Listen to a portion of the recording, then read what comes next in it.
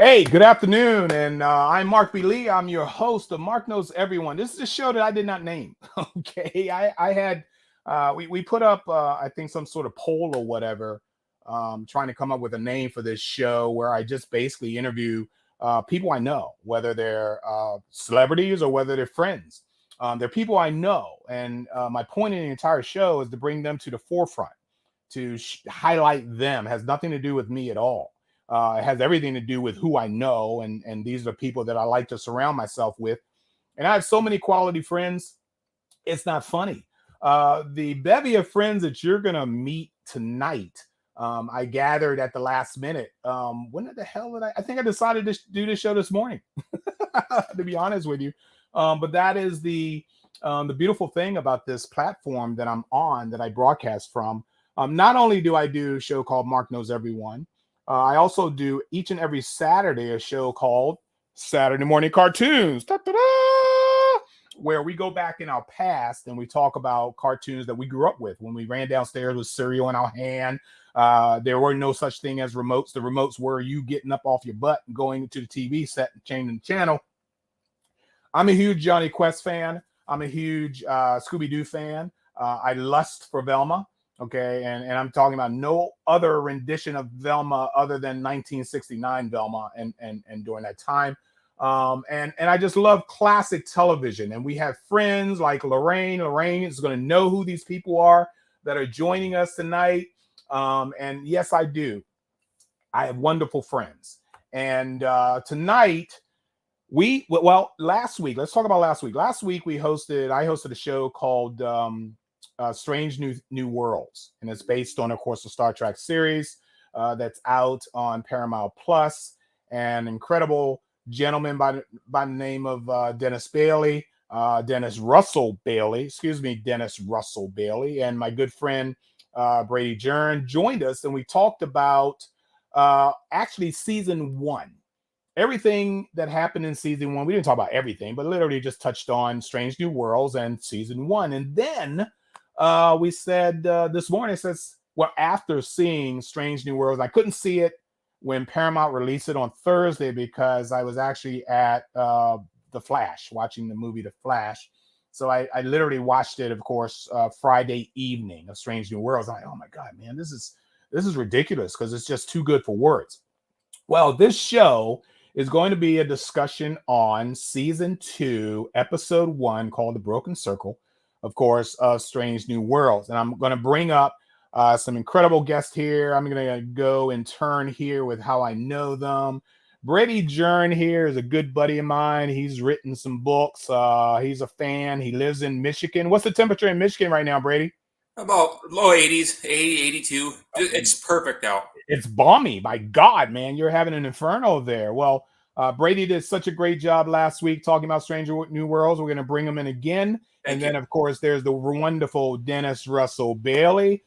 Dennis is a writer. He's associated a lot with Star Trek in very specific ways. He has a lot of knowledge. Dennis, how are you doing, my friend? I'm doing great. It's good to be back here again this weekend. It was a lot of fun. Well, it's funny because I have known Dennis for probably 35, maybe close to 40 years, something like that, Dennis. Something like that. Since you were 6, something like that. Oh, well, you were 7, back then. But we tried to get each one of these two of individuals. Okay, I don't know what to call them. Dual damsel, if that is actually a member of the Legion of Superheroes for the comic book fans out there. But they're male. It used to be triplicate. One of them died. It used to be triplicate girl until one was killed off. Exactly. Yeah. Yes, you're absolutely right. Who killed the third girl? I don't know. I'm old enough to know that, but too old to remember the rest of it. Brian, what's up, brother? Yeah, my co-moderator here, who my colleague moderator, I should say, for Dragon Con. Good to see you there.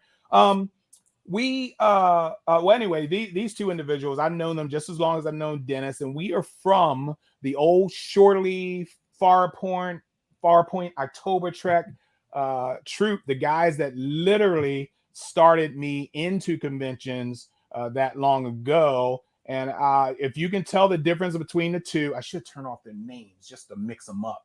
I have a method of doing that. Let's see if I'll remember. Let's see. Show display names. Turning off now. Okay. There's Hey, one. Mark. There's the other one. Hey, Mark. Okay, and that is Phil and Pat Duff. And yes, they are identical twins. Wait a minute. Phil's on the right. Phil's on the left. Pat's on the right. I think so. Yeah, I don't know which is your left or my left. I don't know. There you yeah, go. yeah. That's Pat. Yeah. Exit stage. You're pointing in the wrong direction on my screen. Yeah, you were pointing in the wrong direction on mine too. There you go. What are we? Brady Bunch here now? There you go. Apparently. I'm crushing your head. Yeah, whatever. We have no Alice, so whatever. Anyway, these are good friends of mine who we were supposed to be on with Brady and Dennis last week when we talked about season 1 of Strange New Worlds. And let me put their names back up so I don't screw up. And it was a great show. We had a great show. Now that we have seen the season 2 premiere of Strange New Worlds, we're going to talk about literally that. Oh, but before we do that, I need for you guys to watch this because it is very, very important. And I think this clip is somewhat long, but not too long. So let's see. Hold on for a sec. No spoilers. No, it's not. I just want to make sure I got the name right. Yes, I want this one. All right, watch this, guys. Enjoy. Season 2 of Strange New Worlds, it just amps up everything 1,000 times more. Season 2 is more. We just did more. We did bigger. We did more bigger. Now hold on to your saddles.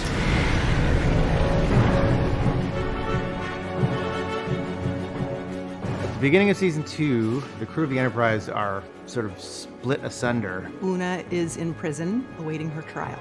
She got sent to prison at the end of Season 1 for lying to Starfleet about being an Illyrian. Initially, and it said in Season 1 that if Una's identity as an Illyrian ever came up, that Pike welcomed that conversation with Starfleet brass. Unfortunately, he's found that it's going to be a trial, and so he's left in the lurch and has to employ every trick in the book to try to get her out of the situation. Last season, in episode 9, La'an takes Oriana off to go and help her find her family. In season 2, we pick up on this incredible planet, and I can't say because I'm going to give it away. Benga, he's trying to help Spock solve some issues, some perhaps human issues he may be having. He's really in conflict with his human and Vulcan side, so he's trying to work out how human to be, how useful it is to be more human than he has been previously. Where we pick up with Chapel is pretty much straight after episode 9, where Chapel and Spock have quite an intimate moment in the corridor. They kind of start season 2 in a bit of a complicated place where it's very evident that they both have feelings, but no one really wants to do anything about it, and drama ensues. So we pick up with Nyota Uhura right after season 1. She is still getting comfortable on the Enterprise, but she definitely has a few more incredible experiences under her belt, and she's just really excited to continue her journey here. What I see from the fans is that they want more Ortegas, and top of season 2, that's what they're gonna get. The crew is going to face a whole bunch of new journeys this year, and we're going to do something in season 2 that's never been done in any Star Trek show before. When they first pitched the idea and said we're going to do a crossover episode with Lower Decks, I was like, that's brilliant. I'll never forget it. It was an amazing episode to film. We are delighted to be able to offer up another set of varying tones, another set of varying story structures, and deepening and evolving character stories. I would like the ship to go. Now.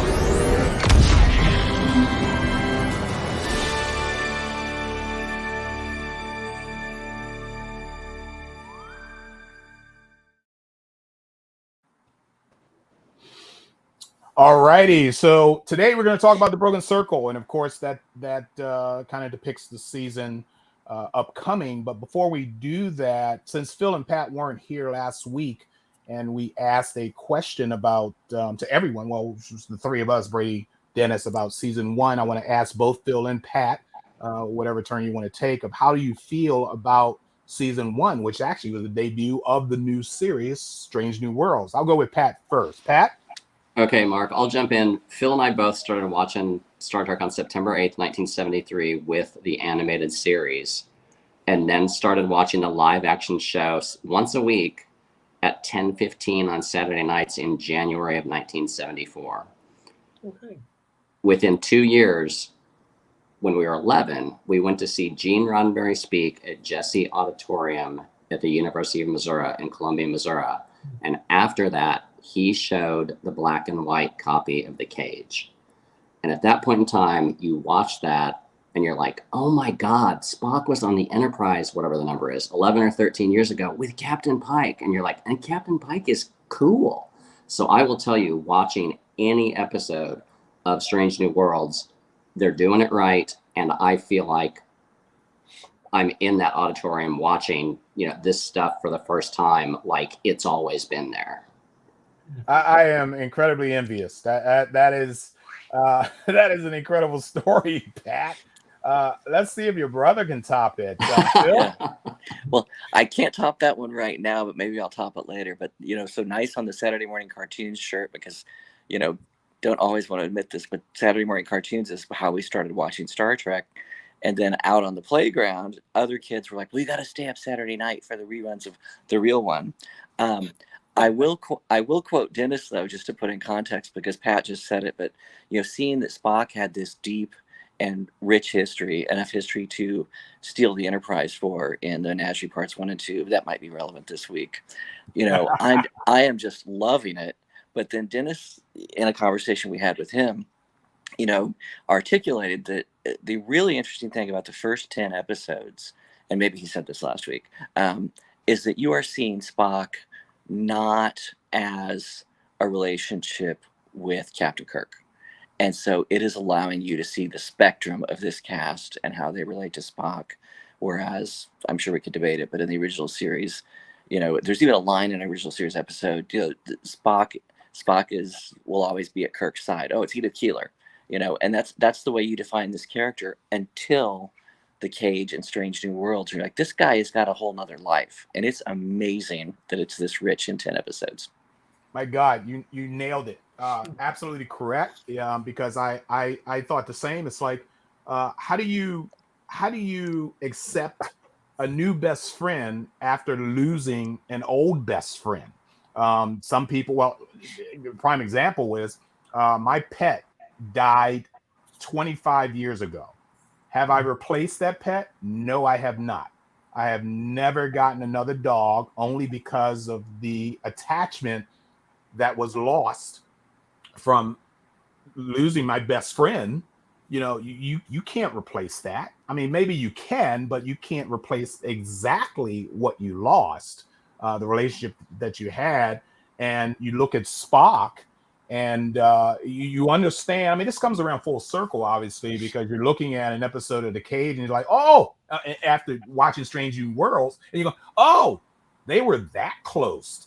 Because we never knew during The Cage is how close Pike and Spock were until you saw Strange New Worlds. It was incredible. It was literally a blank slate, of course, for the showrunners to basically create not only the relationship between Pike and Spock, but the persona of Spock, because we knew prior to, let's say, Kolinar, he knew all the way up until that point. What movie was that? Was that Ravicon?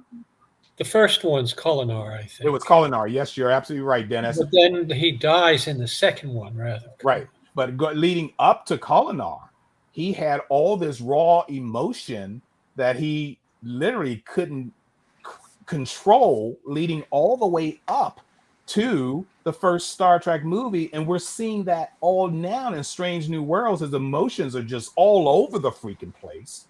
And he's got issues.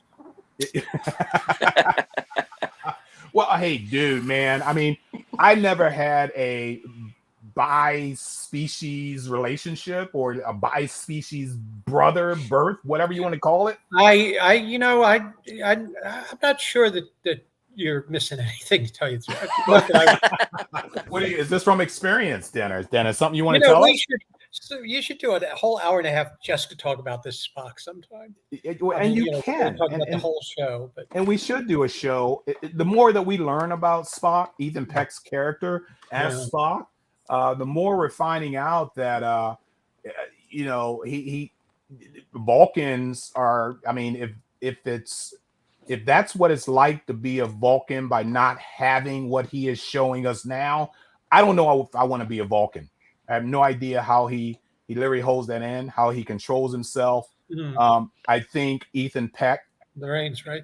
has some heavy shoes to not only fill but to create in terms of what this new Spock into the classic series better than better than Enterprise. That's a reasonable take on it. I don't would have to think recall about it, but it anything. makes sense to me. Yeah, but I don't recall anything in Enterprise that would relate to TOS or Pike era. I don't understand the question to this. Maybe Lorraine can follow up on that, I'm sure.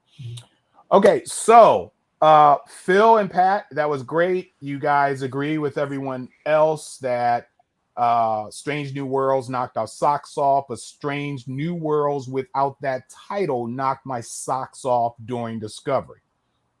Okay, when we literally saw, Pike, and only thing we knew about Pike were, red lights and green lights. The beep beep chair. The beep beep. Other than the flashbacks, when he was on the planet with the what are the big pulsating brain creatures called? The Telosians. Telurgians. Am I saying that right, Dennis? Telosians. Yeah. Like absolutely great. Okay, so I know we got a lot to talk about, and we're going to fall back on the season 1 because that's the only way that you can analyze season 2 is falling back on season 1. But what I want to talk about is, and you guys gonna have to think hard on this, and everyone's included, of course. What is probably the number 1 and maybe even number 2 dislike of season 1? Dislike of season 1. Who's ready to answer that? Raise your hand if you're ready to answer that. Oh, go ahead, Phil. I saw your hand first. And everybody's got a dislike, so we'll go around the board. So go ahead, Phil. Costume drama. Drama? Yeah, episode number 8 was a full fantasy, and it was all about putting people in period costumes and redressing the sets. And I know some people love that. I've already seen Bernadette Croft, the costume designer, speak in person and really brag about her work on that episode. And the work is amazing, but that is not my favorite thing for Star Trek to do. Well, my God, man, you're gonna hate the musical episode that'll be coming up this season. I'm hanging on for the music. Hopefully, it's the music. Well, then close your eyes. Okay, just keep your eyes closed the entire damn episode, and just that way we don't have to call you back to ask you how you feel about the costuming in the musical episode. Yeah. Well, I'm okay with the costuming if it's not the driver. It just felt like episode 8, and I feel like I may be the outlier. There was not enough meat there. I mean, we dealt with M'Benga's daughter, but we were so preoccupied on how much fun we were having with the costumes that we could have talked a lot more about his daughter. Okay, so I'm with you, Phil. My least favorite episode. So out of place. It was almost like when I did the Flash review show, 20 minutes before we started this show, there were things in that movie that you just want to ask why. Why are you doing this? This has nothing to do. Dennis, you want to chime in? Go ahead, buddy. Oh, well, I thought the original question was, what did you like least about last year? It is. That's what I'm talking about. Yeah, not a particular episode. What I liked least about it was that it was too short, and that I had to wait too long to see the second year. There was nothing about the first year as such that I disliked at all. Really? Yeah, I gave every one of the episodes 10s. I'm challenging you after we go around the board. I'm challenging you, Dennis, because this is really going to test your taste in things. When I tell you, look, no, wait. When I tell you what my least favorite was, unless someone picks it up as we go around. Pat, go ahead, man. So, I mean, I'm on board with the costume drama as well. The biggest thing I can say about this is, when they announced the Next Generation and we knew it was going to come on in 1987, there was a brief period in there where we thought we were going to kind of get Hill Street Trek. and we didn't, in any way, shape, or form. So Henry Alonzo Myers has come out and said, what if we just do Star Trek and do episodic? But interestingly, the mythology stuff, that each episode stands alone, but the mythology, whether it's Spock or Pike or whatever, or Pike or Spock and Chapel's relationship, is threading through this. And it is phenomenally satisfying to the point that, it really almost feels like these are found gold episodes of, something before the original series, obviously with, 2022 production values attached. But so I'm not going to complain that the pylons swoop instead of go straight up, or how different the sets look from the original series or stuff like that. I thought Ghosts of Illyria was clunky, just by virtue of the fact that when you got to the end of that episode, they sort of wrapped up the story, and then they had to tell us stuff about Una, and then they had to tack on stuff about M'Benga's daughter, and it just didn't gel for me. But in the grand scheme of stinky Star Trek episodes, I can't really say that, compared to third season TOS, they're good. I'm gonna just to segue a little bit on something and someone that you mentioned. I'm going to go out on a limb here and literally say to you, or say to everyone, that I don't think we're going to see M'Benga's daughter again. Probably not. I think season 1 was, we got everything that we needed to know out of the daughter, and I doubt seriously if they'll return to that plot line on that. How about you, Brady? Give me something negative. I could use more Una, and that's one little thing, and then the other thing is personal problem, dude. I hope you take care of that. But go ahead. Yeah, I hope they could have used a little less humor. You only got 10 episodes. We don't need 2 funny episodes. Oh, boo! Funny's good. Whoa! Look, we got the anti-costuming guy here, okay, and soon to be someone anti-musical, because I'm kind of dreading that myself. Everybody wants to do a musical in their freaking series. Why? And now we got. I'll say I'm dreading the animated one. Not dreading it. I'm not as excited about it as other people. I'm not dreading it at all, actually. Segue. Wait a minute. Everybody says, "Oh, I can't wait for that one." I go, "Well, okay." Yeah. If I segue into what you just said, I'm going into my best category, but I'll or most anticipated, and I'll wait. But remember what you said, so I can go ahead and re-segue. My turn, and I'm very adamant about this. And if anybody disagrees with me, I'm going to beat you up. Okay. As simple as that. I am a major, Dennis, proponent is negative, right? Against? Proponent is positive. Oh, no. What's negative then? What's an objector, a major objector. Objector. Okay. Yeah. I hate this. I hate the Gorns. Oh, okay.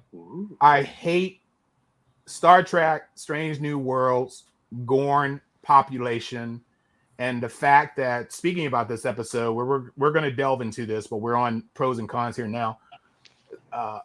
Thinking that these Gorns can be any threat to anyone. They're more a pest than anything. I think, you bring in Terminex, and I think your problem's solved. I think they were, and this is odd, I think the Gorns were more threatening to me in 1969. Okay, I don't see them other than rabid beasts. I'm sure the universe is full of tiny critters that you're scared to death of. Just look at any Star Wars movie and you got critters floating around that could bite your head off. But these are supposed to be equals to Starfleet. Literally, that's why they were taking down the damn ship they had. Did you see that ship? I saw the ship. All we saw on the ground were Gorns that were 2 and 3 days old. Jeffrey Dahmer was 3 days old once. So, Mark, interestingly, when you mentioned M'Benga's daughter as somebody we may never see again, I do think it's funny that watching season 1 of Strange New Worlds is everybody that shows up. There's always a ton of chatter about, oh my God, Angel's going to be the big bad, or Cybok's going to be the big bad, or we're going to see, this person again. And, if as much as they may be treating this like the original series, we may never see any of those folks again. Well, wait a minute. Except the Gorn. Exactly. Except the Gorn. Thank you. And the good thing about Strange New Worlds is it's episodic TV, much like TOS was. We don't need to see chapter number 2, a conclusion 2, unless it is a two-parter, but they'll call it out as a two-parter. But we don't need to see the bad guy floating around every episode or every other episode as antagonist. I think Strange New Worlds does not need an antagonist. The freaking entire universe is an antagonist to Starfleet, period. So that's true. I'll tell you what was the hardest episode for me to watch, and which I have not rewatched, was one of the ones that I thought was the best rather than the worst. Lift Us Up Where Suffering Cannot Reach. The climax of that was too much for me. The climax episode. Watched it. I may never, but that was because it was too good, not because it was bad. Okay. Granted. All right. So season 1, we know what our hopes and dreams are. I swear we already know we're going to be revisited by the Gorns. I thought that was a done deal, but unfortunately, this episode just ruined it. I mean, I'm not grading the episode. I'm grading the fact that I thought I was done with seeing something that I wasn't happy with in this series, but unfortunately, it looks like we're going to have a return of the Gorns. But we are talking about today's or rather this week's episode, A Broken Circle. Now, we knew that Chong decided to leave Star Trek. Is this a leave of absence? She did not turn in her resignation. Is that correct? Anyone help me on this? I believe that's correct. Call it a leave of absence. Yeah, it's and just in case she may not be back. I mean, the Admiral says something like possibly a former member. Right, and it was because of the little girl, correct? Mm-hmm. Right. Yeah, that she left. And then this episode obviously opens up. Oh, why am I talking? I want you guys to watch this real quick. And I think this is probably the last clip that I have. That's all I need, but check this out. Season 2 of Strange New Worlds. We did that one. Captain's personal log, stardate 2393.8. I have traveled to the Volterra Nebula to find legal help for my first officer. The atmosphere here is not suitable for human life. The locals, however, have adapted. Yes, he's still here. Yes, I told him. Counselor Patel still can't see you today. I can wait. I told you, she's booked. She has a deposition, then an arraignment. I can wait.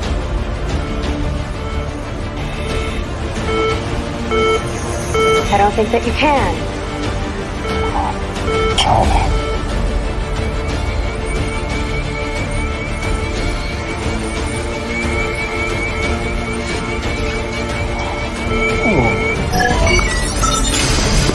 You can take off your mask, Mr. Plank.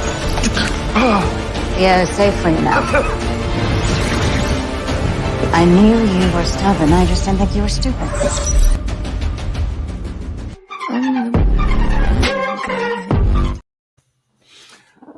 Obviously, and I don't think they realize this, there are spoilers in that so-called season, or rather episode 2 trailer that we haven't seen yet.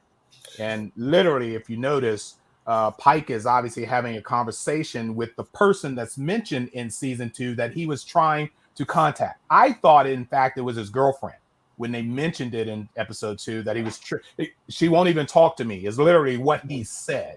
And the first thing came to my mind is, well, who's she? Oh, well, of course it's got to be his girlfriend, until you see this trailer of episode 2, and it's like, that's not his girlfriend. Obviously, that must be the counselor or the lawyer or whoever's in charge of Una's. They had released a clip of that episode some weeks ago, and it showed her interrogating people in court before the episode 2, that episode that we saw. And I had not seen this trailer, believe it or not, that they showed. I wish they didn't do that, because it is kind of a spoiler, but so what? What's done is done. It's okay. We know who he was talking about. Let me ask you a little bit, because I wanted to show this clip before we literally go to, let's say, the first scene or whatever of episode 2. We notice Klingons. And we notice that these Klingons' appearance is definitely unlike any Klingon appearance we see in Discovery, thank God. How do you feel? Phil, I'll go to you first. How do you feel about the Klingons? And it's too bad, ladies and gentlemen, all of us, maybe Brady too, I'm not sure, are very good friends, decades-long friends, 35, 40-year-long friends to Marc Okrand, who we were hoping to have on this broadcast today, but he has a prior engagement tonight. We will have him on future episodes, but Marc Okrand, of course, created the Klingon, I think, Vulcan language. What else did he do, Pat? He actually did the Kelpian in Discovery. Oh, did he do Kelpian as well? Okay, and we were hoping that we would have him on today, but we won't. But we'll have him on in the next couple of weeks as soon as he's freed up and all of this. And my question, of course, goes to Pat here. How did you feel about the Klingons' look? I'm not concerned about the appearance because they've been around. We knew they were around. But how did you feel about the Klingon look? You know, I would have been perfectly happy if they looked more like the original series, but we've been dealing with this since 1979. Yeah. You know, JJ made them look different. I mean, at this point in time, I'm like, Klingons are Klingons. We know that makeup people like to get nominated for Emmys and win awards, and, you know, they don't want to just duplicate something and not have a shot at it. So yeah, it's like, yeah, I'll live with it. And they look more movie-like, so I'm kind of cool with that. Correct me on this. Was the look, maybe it was the look of aliens in general, but were the look of Klingons described in a Next Generation episode? You remember Picard was explaining how all the aliens being bipeds? Right, yeah. Anybody remember that? Yeah. Yeah, it's a pretty lame explanation, but they gave it. No, I mean, evolution doesn't work like that. I'm sorry. Everything out there. I mean, God, man, Star Trek guys should have watched Star Wars, for God's sakes. You know, I mean, not everybody's upright. You know. No, it was quite an effort. Actually. Okay, Phil, how do you feel about the Klingon look? Oh gosh, the look, I'm gonna say it's a 2023 television interpretation of Klingons, but it's clearly, I mean, I know this is a different production staff, but there's some reaction clearly to what Discovery did, right? Because it was so far out there, they did alienate people, and they were like, how can these even be Klingons? So I think it's quite respectful to both the original series and the motion picture in terms of being a hybrid. Yeah. Brady, what do you think about the Klingons look? What I really liked in the season premiere was that I've noticed that they've never done before was the color of the uniforms. They were the brown and gold, like the original series. Oh, good point. Compare them. Yeah. Good point on that. And I don't know if it was my television or in fact, this episode was filmed a little darker, but you remember the female Klingon that sat down to Chong's character? Did she have braids in her ridges? Was there? She had braided hair. There was something. Yeah, like she had literally. She had braided hair. Yeah, braids in her ridges as well, and not since Lita and Ursa did we see female Klingons. So it was really interesting and nice to see a female Klingon, not in a subjective way or you know, a lesser class of Klingon, but literally sitting. What is her name? And I tell you, well, we had Laurel from Discovery. She was the Chancellor for a while. Well, yeah, but you know, different Klingon look. But I get it. I know what you're saying, but it was nice to see this. Ursa and B'Etor were the two you're thinking of. Ursa and B'Etor. I'm sorry, I said Lita, and I don't know why I said that, but yeah, the Duras sisters. Yeah, the Duras sisters. But it was great to see that. All right. They only had one hit. Did you know that? One what? They only had one hit. The Duras sisters. It was like 1973. It got like number 5 on the R&B. Klingon opera. Yeah, I can see them singing through the microphone now. Ruffles have ridges, you know, something like that. I didn't know. TM, by the way, you know, so I claim that. Okay, so the episode name, of course, is The Broken Circle. I'm not sure how, and somebody help me on this, how that title relates to anything in the episode. Can somebody help me on that? It was the name of the organization that was trying to start the war. Yeah. Oh. They referred to themselves as the Broken Circle. Oh, thank you. I missed it. Yeah, I missed it. I watched that episode twice. Yeah. Laurel had infiltrated it and basically knew what was going on. She's the one that figured it out. Yeah, and that was great that she became a member. The best thing about this, and we're going to go down to characters in a minute, guys. The best thing about this is the camaraderie that you saw in TOS. The bridge crews stood behind each and every one of them in whatever need that they needed. And the fact that a distress signal went out and it was a no-brainer for Spock to say, hey, we're going. We're breaking Starfleet rules. I don't care what they think. We're going. And I love that, because that's one of the things I loved about Star Trek, was that the members of the bridge crew were, brothers and sisters, very supportive, the whole 9 yards. Yeah, Lorraine, we mentioned that. We talked about where was the smooth forehead Klingons, and we already talked about the problems with the Klingon look, and I alluded to the fact that wasn't the Klingons explained in a TNG episode, and it was more bipedal explanation than anything. So yeah. All right, next question on this, and I'm going to go to comedic route. Okay, first. When it was time for the Enterprise to, no pun intended, to go, other than what Spock had said to have that phrase, I like Ortega's description of, she said something about her last captain. Her last captain had a way of saying vamonos. That was it. It was vamonos for a way for it to go. How did you feel about Spock's thrill of saying, hey, let's get going? Anyone? I thought There Goes the Galileo 7, but it's an episode of the original series. But I thought the humor was a little bit forced. I thought it was a little over cute, but I liked it a great deal, because these people can do anything. Okay, seriously, I'm not going to ping them for it. Watching Peck do it was marvelous, and I got a laugh out of it. But I think it was clearly a little bit overworked as a bit. Did you think it was overworked? In the sense that it's sort of an invention that every captain, recent invention that every captain has to say. Do you think it would work that way at all? I mean, okay, Dennis, everybody's you're a got writer. their own thing. You're a writer. What would you have written for Spock in that scene? Oh, I was fine with what he did. I don't misunderstand me. I'm just saying the whole build up to the notion that every captain has their own way of defining himself by the way they tell him to go into warp, I just thought was a little bit of an overworked bit to build up honestly to his super literalness. No, I enjoyed him tremendously. I enjoyed the fact that he couldn't think of anything in the moment other than being literal and I honestly think all of that started with Next Generation. Somewhat. And actually, they went backwards on it. They said, okay, now we got to have. Engage was what Pike said originally in the cage.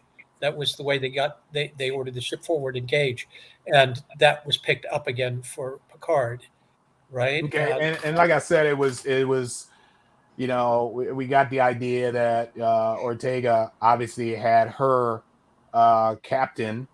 Well, she wants to say vamonos. Yeah, and vamonos. Mitchell's last captain used to say Zoom, which okay, really. Okay. Well, you guys have hit everything else, but the true piece of humor in that segment for me. Go. Yeah, I'm pro spoiler, but that clip was in previews, so they kind of have spoiled it for you to get any payoff in the episode. That's true. Yes. The real humorous surprise for me in that is go back and watch what Celia does when she does Pike saying "hit it," because she does a little head cock. Yeah. I vaguely remember. But what did she? What she had to have said something, right? What did she say? She's very thoughtful, and she says, "Well, Captain Pike always says, hit it," and she just gets the pause and a little head cock in it. She's really pimping Anson Mount, and I think that's the funny part of the scene since you've seen the payoff. Yeah. I think you're right. Yeah. It was. So, Mark, I will say I thought it played fine in the episode. I thought it worked great for Spock. I would have, if I were Alex Kurtzman, given second thought to ending Picard with that joke with Jerry Ryan and starting right off with this episode doing that joke with Spock. Yeah. I hate for Star Trek Legacy, quote unquote, if that happens or not, starting off with, her sitting down in a chair and There you go. Yeah. Catchphrase inserted. I don't know that we need to have Lon do the Marion Ravenwood with the booze and the Klingon either. It's and there was nothing wrong with it, but it's just like we've beaten this someplace else before. And I think if everyone, let's say if there was a away team that went down and any one of these characters were left in the seat, that they needed to come up with something that at some point it's going to be. That's a real good point. Yeah. Yeah. It was a one-off gag, hopefully. Yeah, it's done. We've been there, seen that, and I hope the writers understand that we got it. Coming from us. We got it. All right, so the Brogan Circle. This seems to be a plot line that we always find somewhere where there's some, whether it's changelings, whether it's now Klingons, it's some race wants to ignite a war with the Federation, and it's like, okay, fine, I get it. If we want to talk politics, we know, China is kind of poking the bear a little bit, and vice versa. But do you think this was what was the purpose of this episode from anyone? What do you think the purpose of this episode was, and what it could probably what does the future look like in Strange New Worlds if they've already started off with the first episode of season 2 with some outside influences trying to destroy the Federation? Anybody? Yeah. If nobody else is champing at the bit, I'm cautious about jumping in here because Mark cautioned me off camera. No, that's okay though. I love it when you talk. Talking too much. Yeah. But, no. I love it when you talk. Trust me. No. I'm making you change. But I think their overall intention was simply to open the season with a show that had a lot of visual scope and a lot of action. Obviously, I mean the effects, especially in the teaser, were remarkable. I've lost everybody visually, so I hope. Anyway, and there's a lot of action, and they introduce a lot of elements that I think they probably expected people to be enthusiastic about, like the return of the Klingons, the Klingon battle cruisers, putting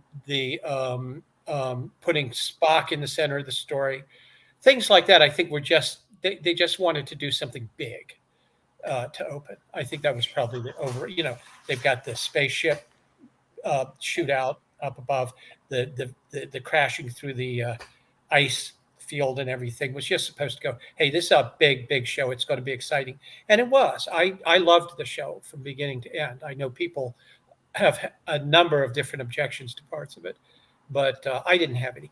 The other thing they were doing, I think, was narratively setting in motion the issues that are going to exist for Chapel and Spock throughout the rest of the season in one way or another.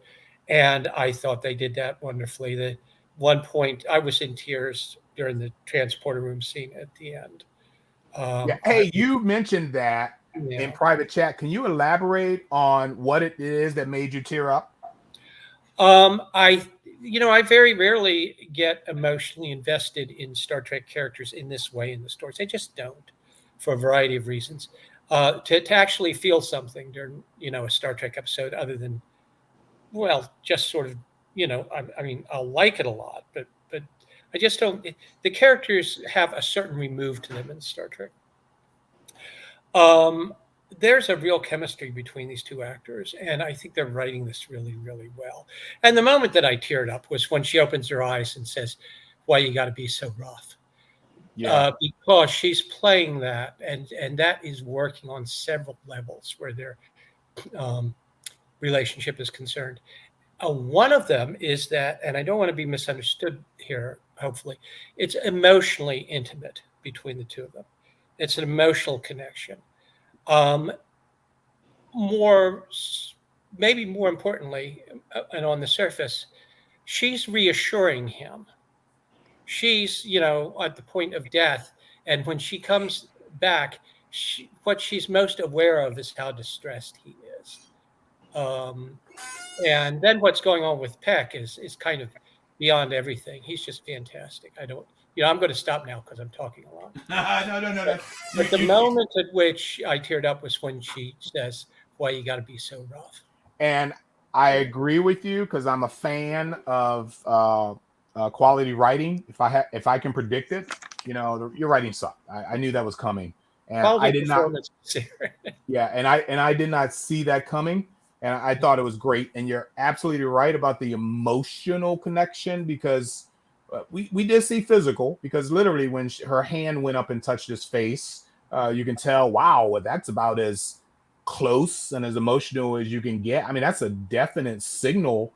I love you. And all like now. Granted, best friends will say, "Hey, brother," or "Hi, sweetheart, thank you so much for saving my life and doing what you did," or whatever. But there's a history between those two that we know of, that we're very much aware of, whether it's history in the future or history in their present.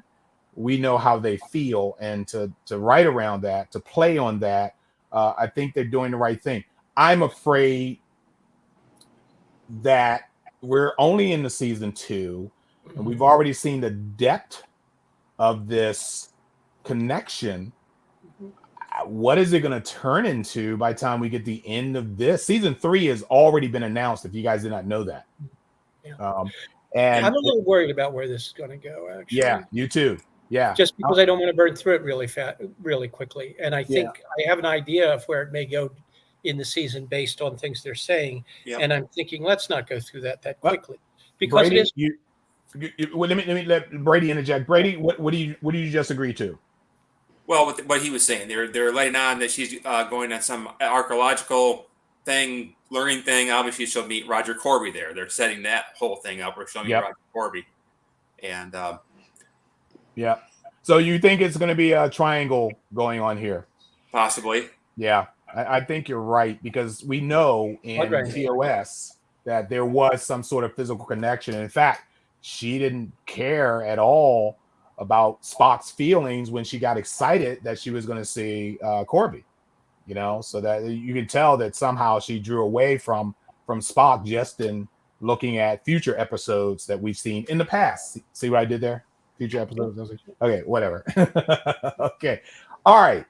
I'm going to talk about, I need everyone's participation in this, like you all been doing, a character that I think I am going to go crazy over. And, being a senior, old women turn me on.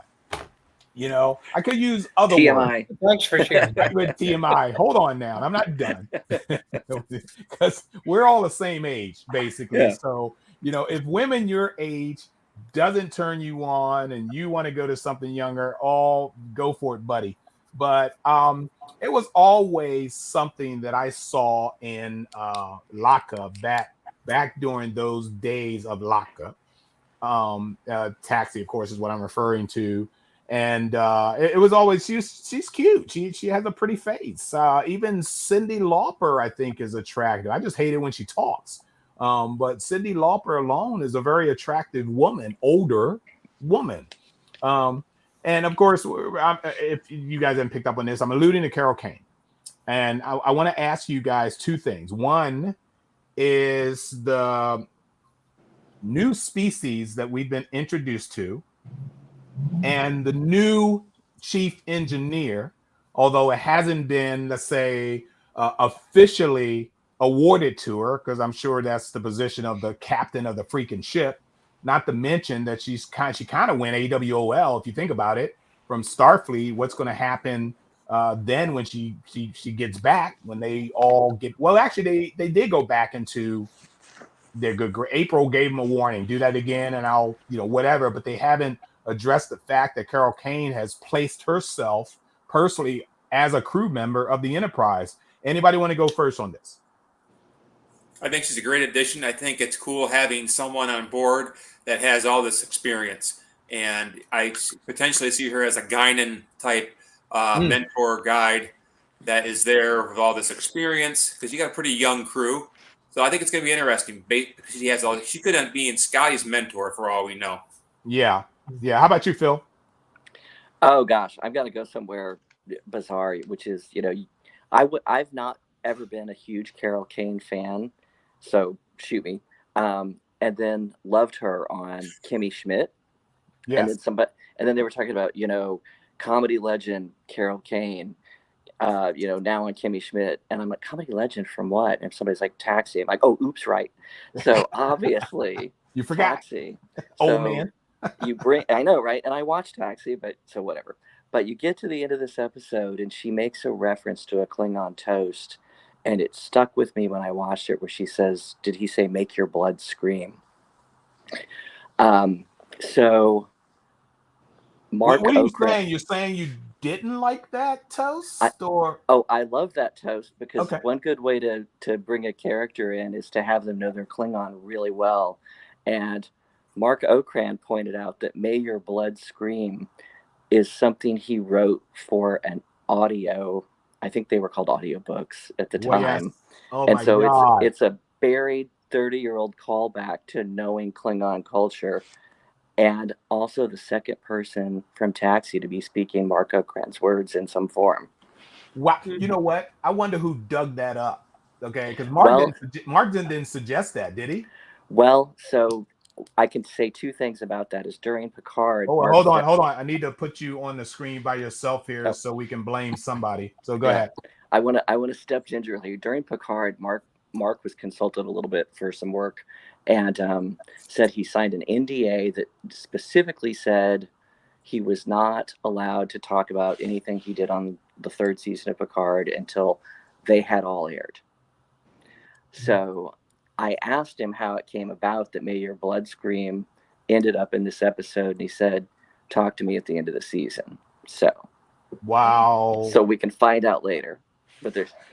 Well, I'm always fair with guests and not acting like a baby because somebody won't tell me something I want to know, because it's a professional respect that the reason they're not telling you because you go through the gambit, they can't tell you, their life has been threatened, or whatever, the whole 9 yards. I'm very respectful of that when I'm with a guest. I get it, but I can't wait till the end of the season now, and then I'm not going to wait till the end of the season to have Mark on the show. But I know what not to ask them, or ask them in a way that the question is or the answer is much like what you just did.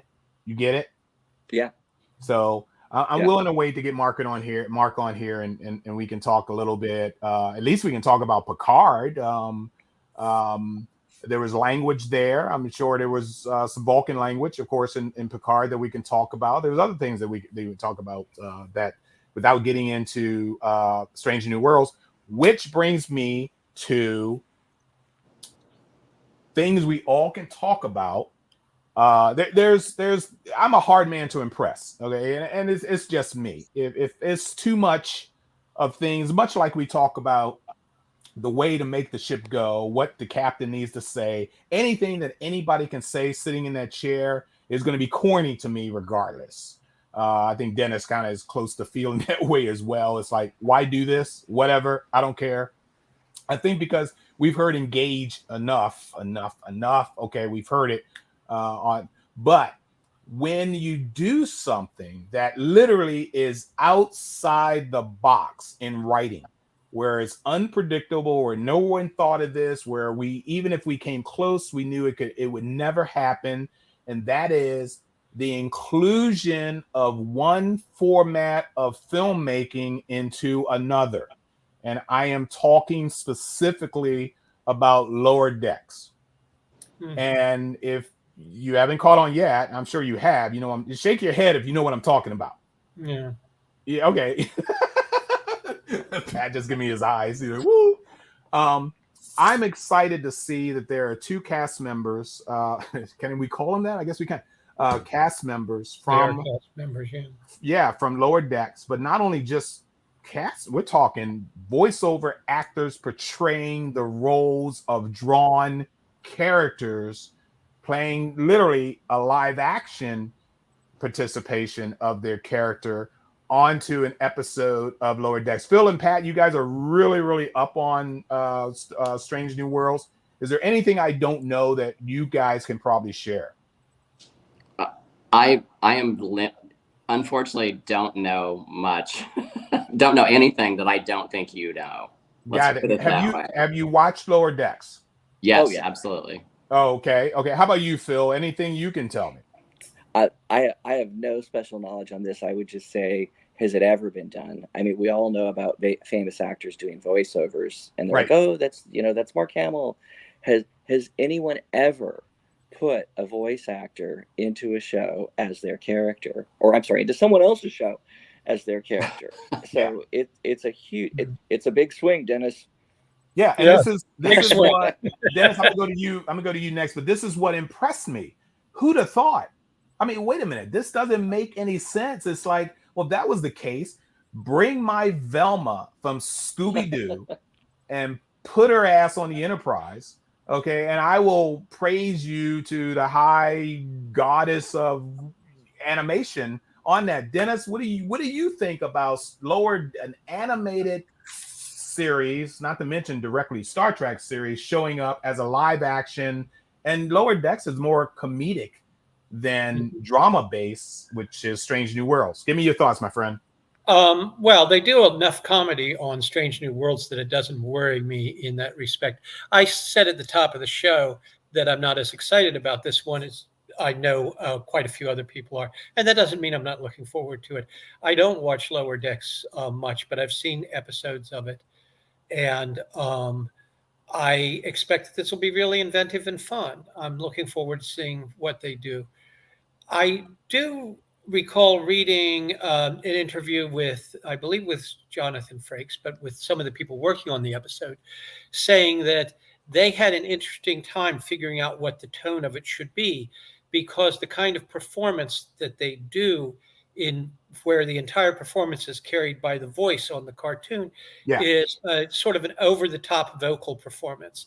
And I think you can already see in the 2 lines in the season 2 trailer that Boimler and I'm going to Mariner. Yeah, always a that problem. it's considerably, a little bit more down here than you would see the characters on the show. So that'll be interesting to see. I'm sure that it'll be a blast. Honestly, my predisposition with this show at this point is, if they can make a mistake, they're going to have to convince me of that. I've loved everything that they have done so far. So I'd like to hear from Brady. Just to throw one more nugget in, I think Pat reported to me one weekend he saw Jonathan on stage, and it was widely published about what else do you want to do, bucket list type stuff. And he said, well, shoot, I just directed a flat out comedy, and he means this episode. So Dennis, it may not be that understudied by the time we see it, but it depends on maybe what not Frakes thinks a flat out comedy is. And Brady, you had already expressed concerns about the amount of humor. So what do you think? Well, just because you have Lower Decks characters on there doesn't mean it's going to be necessarily comedy. It could be somewhat straight. It's going to probably be comedy. No. You do it straight to me, and I'm turning you off. I can't. There's no way. Let me throw them back up on the screen. Mark, let me talk. I can't see these characters as being serious. I'm sorry. I know you feel the same way, Dennis. You can't see these characters as being serious. No freaking way. I'm really interested in where Brady was going with that. Well, I'm not saying it's not going to be good. No, Brady, what were you saying? Yeah. I'm sorry. You're right, Dennis. Go ahead. What I'm saying is it might not all be comedy, and that some of it might be comedy, because Lower Decks is not always comedy. It mostly is, but sometimes it's serious too.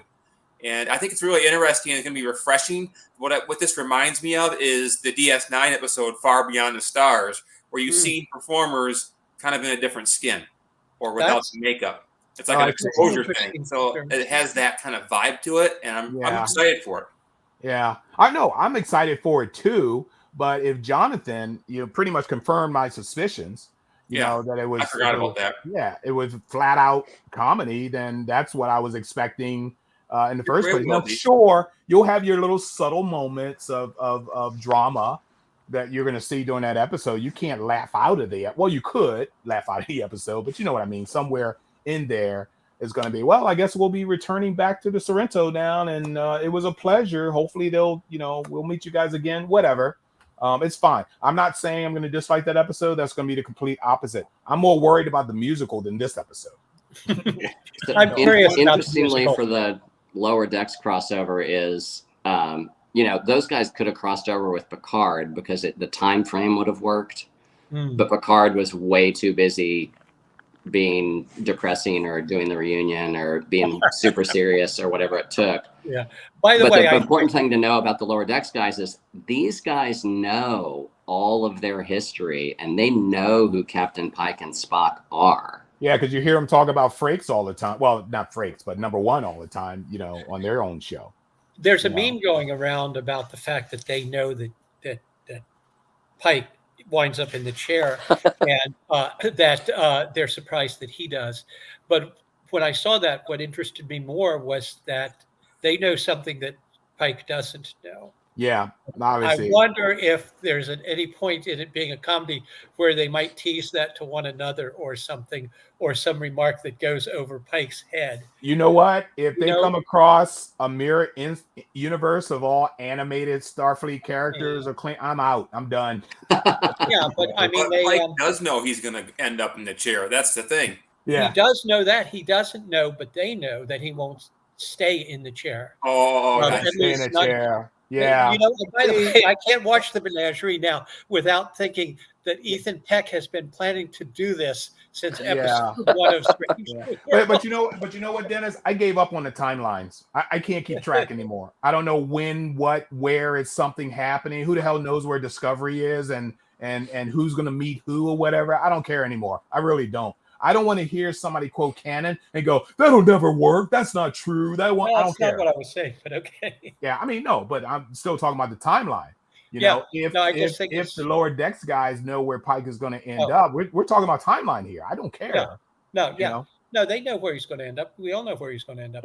That's one of the rather poignant things about watching the show sometimes is remembering that, the fact that we know what he doesn't know, which is that at one point he has a line, he says, I know how it ends.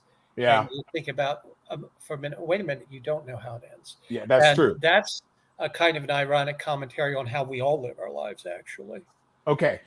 Let me go on and hopefully finish this up with Broken Circle. We have seen something we haven't seen as of yet, and that is these two characters right here. That's one of them. Of course, we know Dr. Mbenga, and of course, we know Nurse Chapel, but we've literally seen their military skills. We've seen they can hit Klingon ass, and they can take punches. If I was hit in the face, and of course she was bloodied up pretty bad by Klingons, but she really can take care of herself. Nurse Chapel can kick the crap out of people. What did you guys think of when you saw that, when they both were and by the way, Mbenga got some pent up issues there, PTSD. With this, what was it called, the Chenka War or something like that? Shenka War, maybe. Something, yeah. Yeah, it's another backstory that we need to hear about, because he really is holding something back, and of course, that could have been responsible for the anger they leashed out on those Klingons on the ship. What do you think, Brady? I like the fact that they're showing repercussions of war. Obviously, Mbenga's multiple times been involved with a war. I like that it's showing, the effect that war during the first year of Discovery, some of the repercussions. There's also a mention of it in the trailer where Ortegas is flying the shuttle. I did this in the war or whatever. I wasn't really happy with the trope or the main plot of the Klingons trying to start a war. That's what Star Trek 6 was. War's big money. We've been there and done that. But I understand they had to give Spock something to overcome, give him a challenge from a writing standpoint. So it worked. But I really do like how they're giving these characters some traumatic background, and it kind of made sense of the actions that happened. My favorite part of the episode was Mbenga and his performance, and also Jeff Bush and Ethan. Those three actors were just phenomenal, and that's what stood it apart from just being an average episode, was the acting. Yeah, I mean, I would think that every Starfleet officer, not officer, but member, I guess I should say, would have some level of PTSD, whatever. if you're exploring strange new worlds, the Gorn I would have just died from a stroke right there on the spot of seeing a Gorn. And that's just one of the many alien species. And they're not that nice, fluffy looking Star Wars alien species, but I would think they will all have some level of that. They've all been through some level of war. And it was actually, I agree with you 100%, Brady. It was great to see that. The other point I want to make real quick is I'm not a fan of forced diversity and inclusion. I can understand the detractors out there not wanting to see it, not necessarily agree with them. I said I can understand it.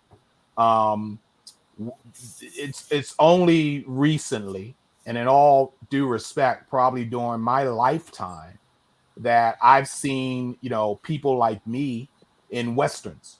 As far as we all know, John Wayne was the only cowboy in every Western, not to mention the only dark-skinned people you saw were the people they were knocking off, and they were probably wearing, makeup, to make themselves look like Indians in the whole 9 yards.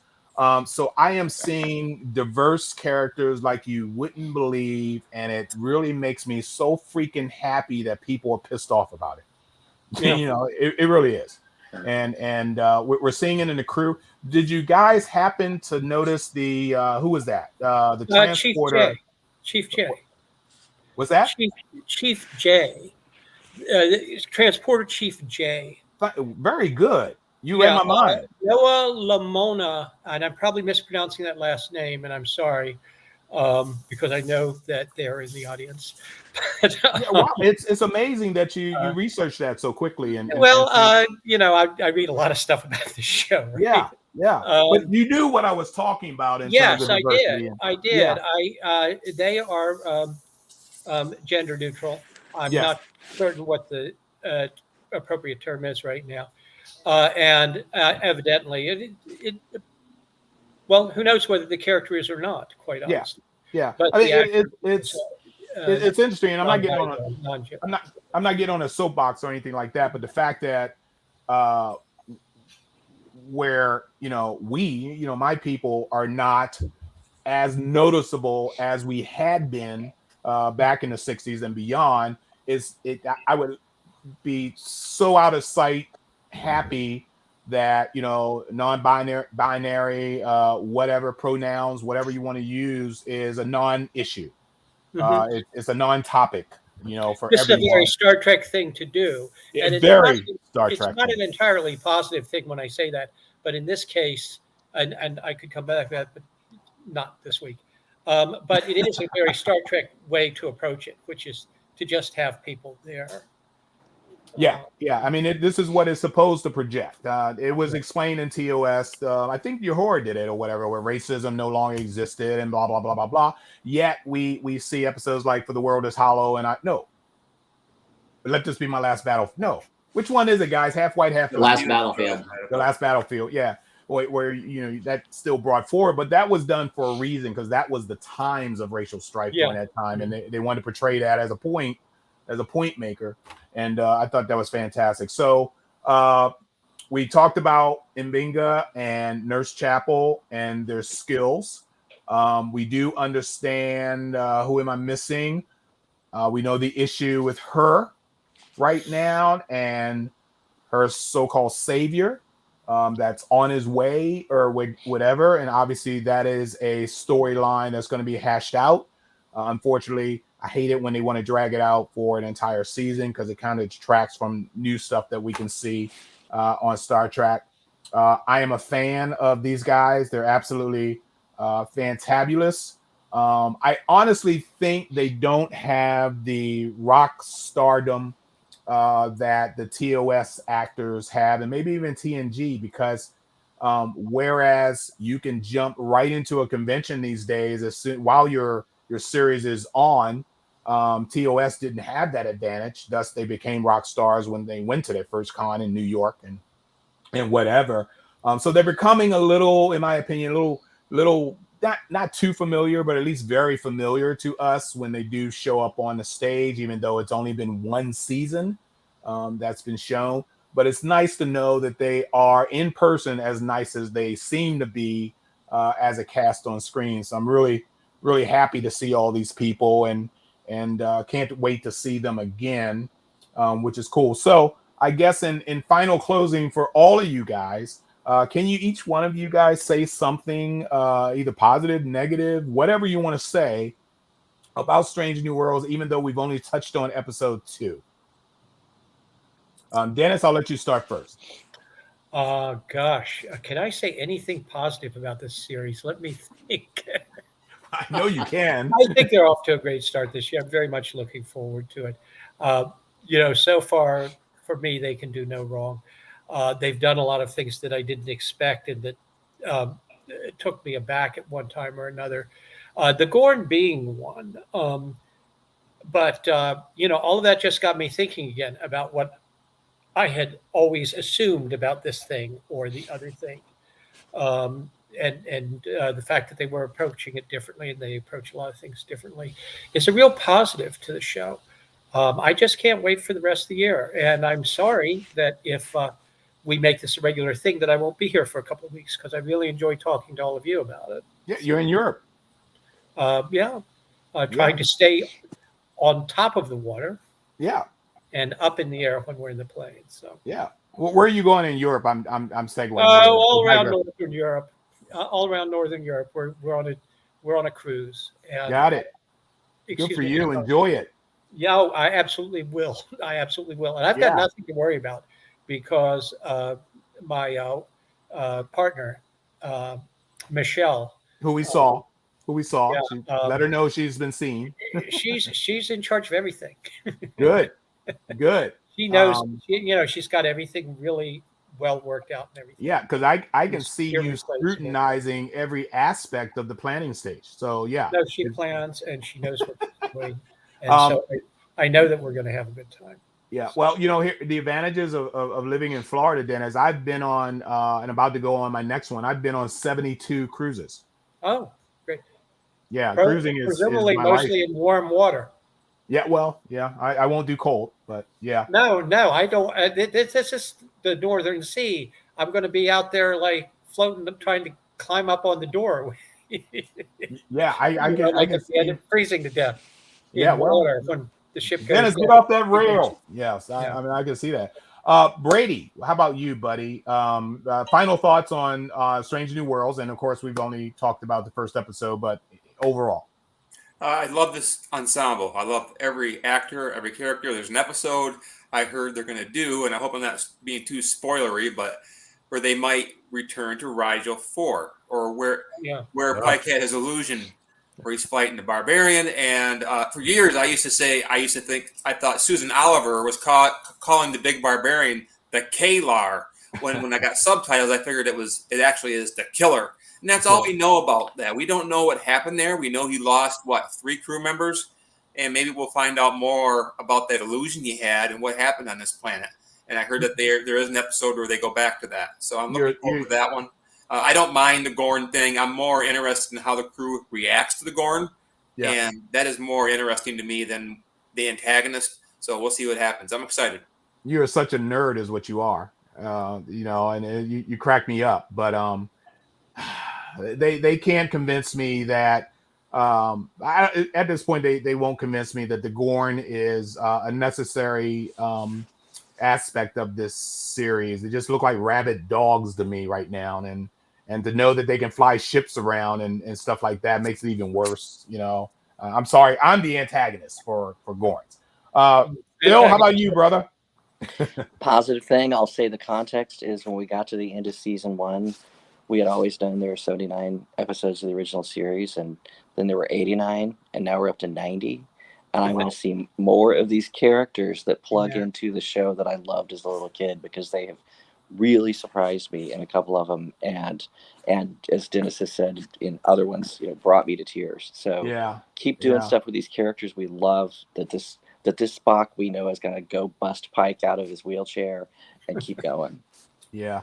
Let Mark know, either you or Pat, let Mark definitely know that, that I'm not the type of individual, nor I will allow this show to be the type of show that will try to strangle information out of anyone, cast member, crew, whatever. I never have, and this is how I've gained trust from a lot of these folks, because I'm not that type to want to reveal information. I'd rather be surprised than anything. So why do I want to know spoilers? I never could get over anyone who either enjoys spoilers or spoilers won't harm their enjoyment of it will me. I don't want to know. Surprising. So you're saying I shouldn't mention what happens when Pike goes into the animated segment on this episode. Let me tell you what happens then.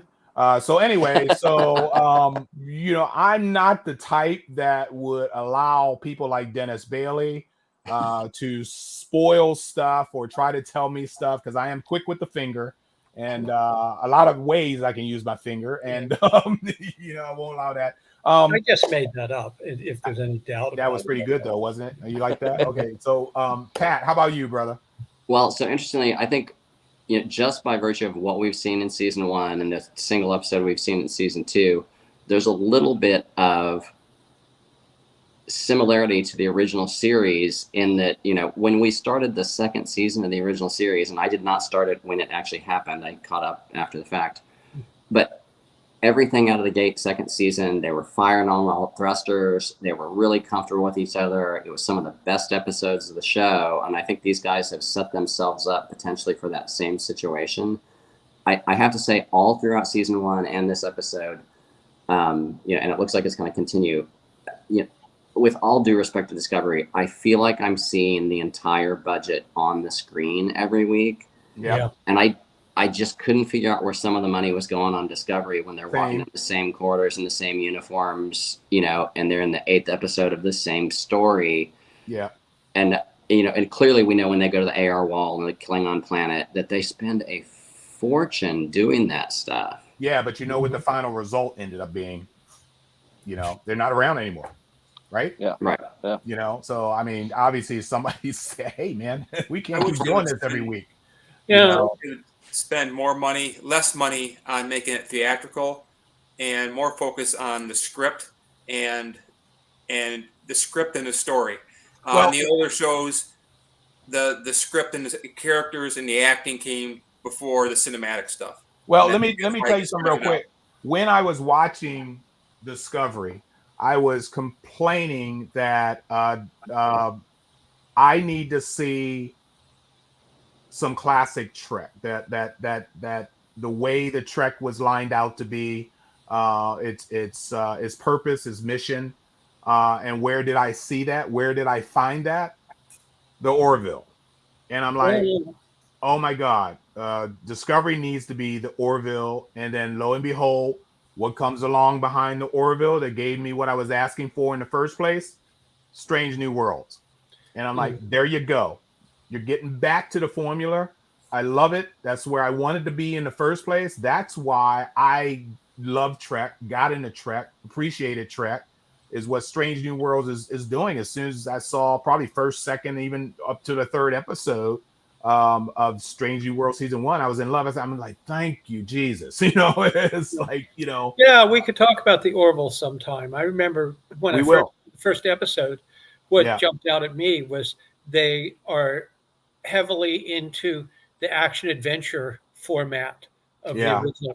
Hey, what I'm gonna try Star Trek in the 60s and 70s, Yeah. What I'll do, Dennis, is I'll ask Peter to do another show with me, Bortis, before his appearance at DragonCon, and have you join in. Oh, that'd be great. On that, and let's talk about that. He's a very inviting guy. He wants to talk about his stint with them and that kind of stuff. So I love the Orville when it wasn't the first season, let's say. There was no, that's not fair. That's not true. But it was when it was comedy based. Anytime, I'm not a fan of who. No, I forgot his name already. The captain of Orville. Oh, Seth MacFarlane. Seth MacFarlane. I'm not a fan of his, and he proved it to me when I started watching anytime he's on screen. That's another topic. Yeah. Oh, you know what? I shouldn't have said that. No. It's interesting that he It's deliberate that his character doesn't dominate on that show. Yeah, and that's probably unfair what I said about that. No, it's not necessarily unfair. I think it was his intention not to suck all the air out of the room, and that may be why he cast himself. You're absolutely right, and that's probably what happened. Yeah, you don't have to worry about. Well, then I have a hell of a lot of respect for him if that was the case, because he didn't want to take center stage and he allowed the storyline to play out with other crew people, and it ended up being fantastic. I mean, it's a great job that he did, carrying on that show. Hey, look, I appreciate you guys. We're only talking about one episode, but it was. I hope you guys enjoyed it and had a good time. Absolutely. Yeah, if not, screw you. But none. But you guys, I've known you guys forever. Brady, you're the youngest of knowing you for a while, but I appreciate the fact that we all sat around and we talked about this team, the people that we just so happen to have admired. I don't know how the hell he gets his hair to be like that. It defies modern nature as it is. I mean, that's just insane. I was a fan of his on Hell on Wheels. I watched Hell on Wheels. Absolutely. Bohannon. Yeah.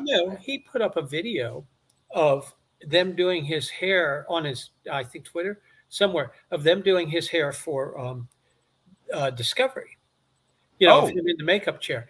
And the timing on it was taking them. It took them over an hour. You watched it on all the stuff they do on his hair, a guy, and you look at him on the show and it just looks like it's nicely cut and nicely combed. It took an hour for them to do him for that, and that was a much more conventional haircut than they have been wearing on this show. So God knows how much time he has to spend in hair in the morning. There was one print interview. He said it was Miracle Whip. Miracle Whip. Oh yeah. Miracle Whip. The current one. As they call it now. Yeah, I kind of like Miracle Whip. I wish you could have, noticed some other, like liver. I don't like peas either, so he could have said that. I crush peas in my hair, and something that's like. You guys have been fantastic. I really appreciate you joining me tonight. I'm missing half hour of my Svengoolie. Which I do. I watch Svengoolie. I don't know why, but I do. No big deal on that. But this was much more enjoyable. I'm glad you had it. Let's find another episode to talk about in the future or whatever, and maybe we can know some other secrets by then. This has been great. I'm going to go ahead and do an outro of my Saturday morning cartoon show that we do, but hopefully I'll see you. You guys can log off when the intro starts, and I'll talk to you guys personally later on. Okay. Right on. Thanks so much, Mark. Yeah, it's been a pleasure being with you guys. Thanks for having us back. Have a good trip, Dennis. Thank you. Great, nice to be on here. See you at Shore Leaf. Yeah. See you in a couple weeks. Oh, awesome. Yeah. Oh yeah. You haven't met Brady yet, Phil and Duff, the Pat? I don't think so in person. No, this is not your first Shore Leave, is it, Brady? No, this will be my third. Third. Okay. So he's been going there for 3 years. Okay. Right on. All We'll right. see you there. That's awesome. You'll be there. Cool. Well, Oh yeah, my we'll God. see you there. And I'm here. Well, hook up with the Iron Rooster, maybe.